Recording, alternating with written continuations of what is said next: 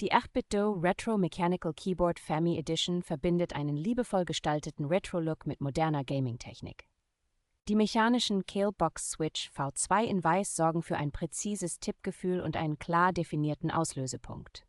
Dank Bluetooth, drahtloser 2,4 GHz Verbindung und USB-Typ-C-Kabel ist die Tastatur flexibel an viele Geräte anschließbar. Die 88 Tasten mit hochwertig bedruckten PBT-Kappen und N-Key-Rollover eignen sich hervorragend für schnelle Spieleeingaben. Die beiden großen Supertasten lassen sich ohne zusätzliche Software individuell belegen und eröffnen praktische Makromöglichkeiten.